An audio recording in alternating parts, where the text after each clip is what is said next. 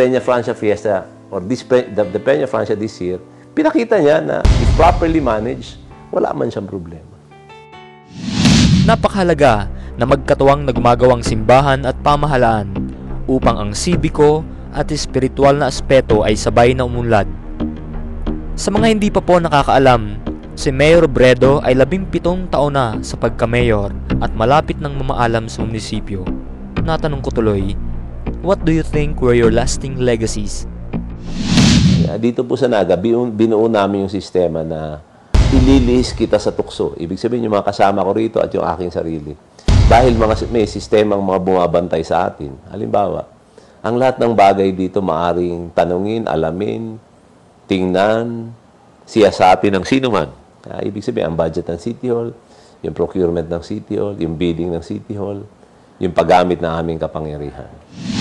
Ang Naga City ay ang kauna-unahang nakapagtayo ng People's Council. Ano po ba ito? At paano ito isinasagawa? Halimbawa, may batas dito nagsasabi na lahat ng ginagawa namin dito dapat may kalahok na non-government organization. Ibig sabihin yan, pag nag-bidding kami, kasama siya. Pag may mga bagay kami isasaayos, ibig sabihin, yung paggamit namin ng aming kapangyarihan, pag-reclassify ng lupa, pag-approve ng negosyo, yung mga ganyan, pagbili ng lupa, may kalahok parati na hindi naman kasama sa amin. Ang una po, yung batas, sinasabi niya na ang non-government organizations may karapatan na lumahok. Dito lang pinalawak namin yung kanyang kapangyarihan. Sa madaling salita, binigyan namin ng kapangyarihan din siya.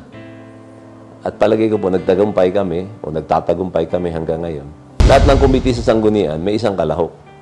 Ang isang pwedeng source ng graft and corruption, yung pag-reclassify ng lupa, yung pag-approve ng subdivision permits.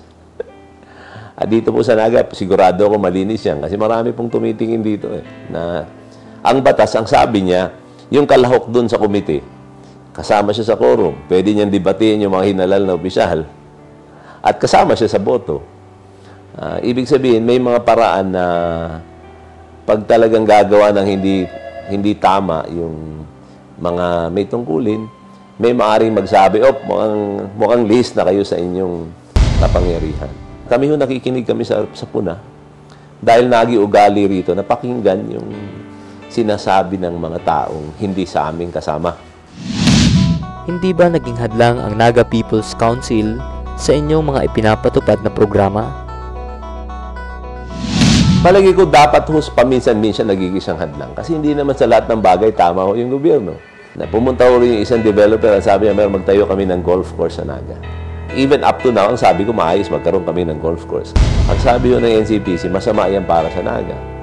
Kasi magkakater lang naman yan sa mga turistang, yung klaseng turistang nais natin dalhin dito. At sisirain niya yung ecology, ang tubig. Ang katunayan, hindi yun natuloy yun Yung NCPC, yung Naga City People's Council, nakumbinsi niya yung karamihan na aking konseyo na hindi yun pwede. Even up to this time, hindi ko alam kung tama o mali yun. Pero palagay ko, dahil sa pananaw ng mas nakakarami, tamang hindi ituloy yun, hindi namin itinuloy. May mga bagay kang nais na hindi nangyayari dahil may oposisyon. Pero may mga bagay na may hirap na nangyari dahil meron kang paraan na kalahok sila sa pagdesisyon.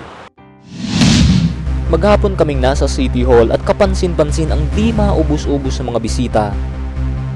Paano kaya tinutugunan ni Mayor ang imbitasyon sa kasal, binyag, libing at iba pang humihingi ng tulong? Ano nga kaya ang estilo ni Mayor? Ang katunayan po, hindi totoo na kailangan kumuha ng pera sa wedding. Kailangan ka pong mangumisyon ng katakot-takot sa kontrata para may pera ka sa kasal, binyag, libing, gamot. No? Halimbawa, kailangan niya gamot. Hindi bibigay ako ng pera, pupunta yan sa DSWD, pipirmahan namin, may isang papel, dadalhin niya sa butika. Halimbawa yun, 1,000, 300 yung kontribusyon ng city. Gamot, ang kukunin niya, gamot, hindi pera. Pag namatay ho rito, automatic, bigyan mo yung death certificate, 500 yan. Pero wala ho kami nag-aabono niyan. Hindi namin pera yan. Pera yan ng gobyerno. Ang paniwala po namin, hanggang walang pressure sa amin na gamitin yung aming sariling financial capacities, we can remain to be honest. At legal ho yun. Ang katunayan, yung batas allows that. Ginagawa lang excuse na walang pagkukunan.